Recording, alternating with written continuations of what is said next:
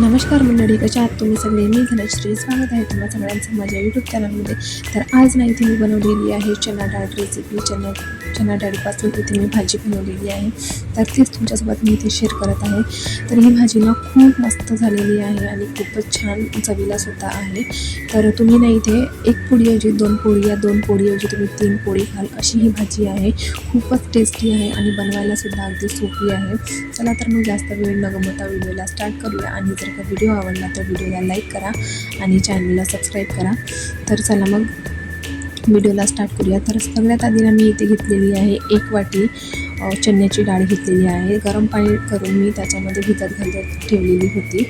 आणि आता इथे ना डाळ छान अशी भिजलेली आहे. तर आता इथे कुकरमध्ये टाकून मी 2 शिट्या काढून घेणार आहे. तर डाळ ना इथे छान स्वच्छ धुतलेली होती मी, तर त्यामुळे ना मी जे गरम पाण्यामध्ये टाकलेलं पाणी होतं तर त्याच पाण्यासोबत ना इथे मी ते डाळ टाकून देत आहे. कारण पाणी ऑलरेडी गरम आहे, त्यामुळे ना गरम यासाठी वेळ लागत नाही किंवा सिटी व्हायसाठी वेळ लागत नाही. तर इथे ना आता मी कुकर लावून गॅसवरती ठेवून देणार आहे. तोपर्यंत आपण ना इथे बाकीची प्रोसेस करूया. म्हणजे इथे ना मी भाजीला जे जे इन्ग्रेडियंट्स लागत आहे तर ते इन्ग्रेडियंट्स मी यामध्ये घेतलेले आहेत.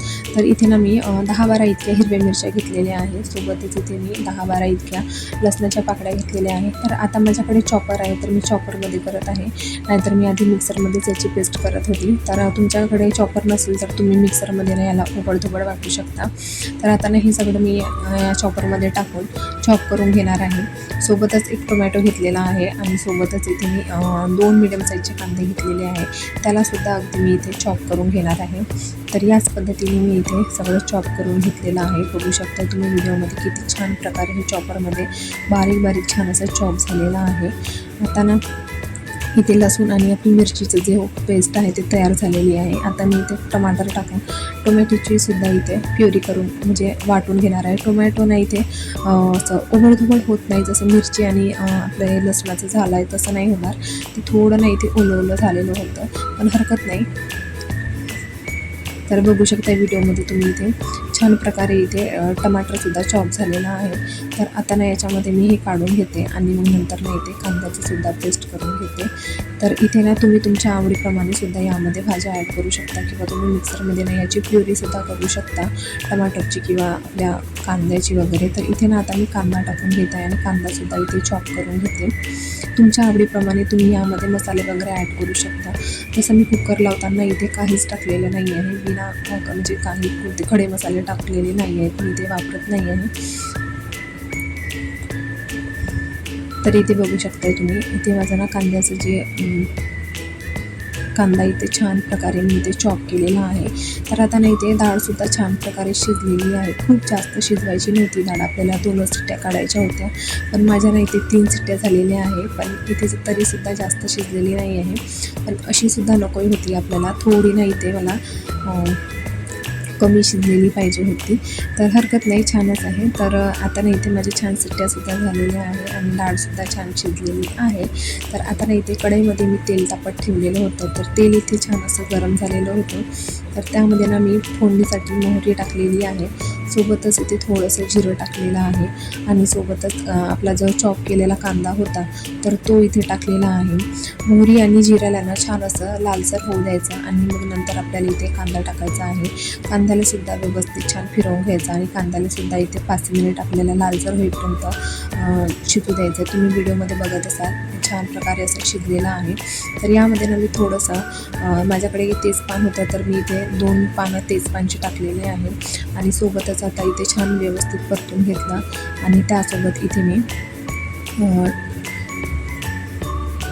लसूण आणि मिरचीचं जे चॉप केलेलं होतं तर ते सुद्धा यामध्ये मी टाकलेलं आहे.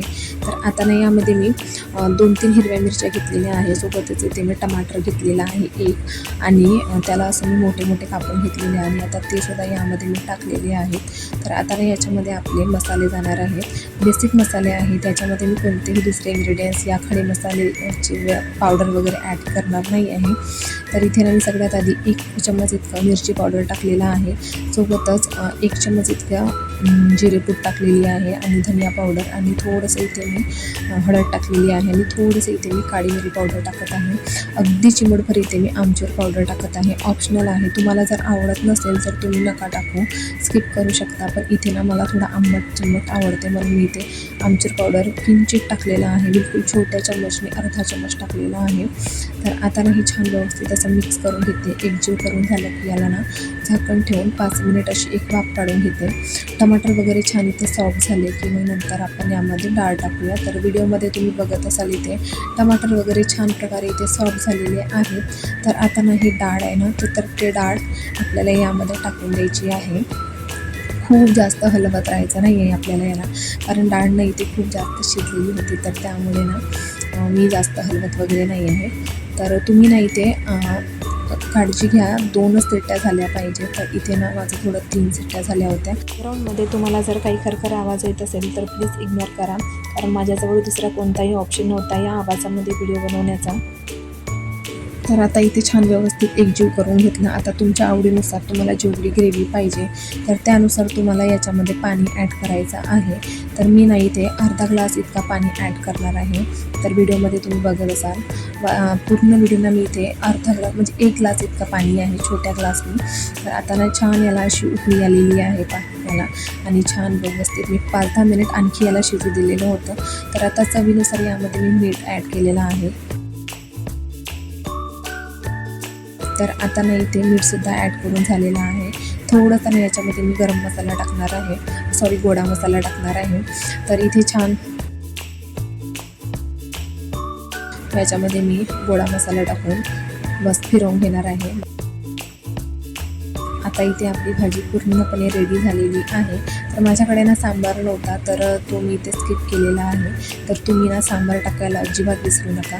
तर इथे ना माझी भाजी पूर्णपणे तयार झालेली आहे, तुम्ही बघू शकता. आता ना मी ना इथे ताटामध्ये काढून तुम्हाला दाखवते की किती व्यवस्थित झालेली आहे.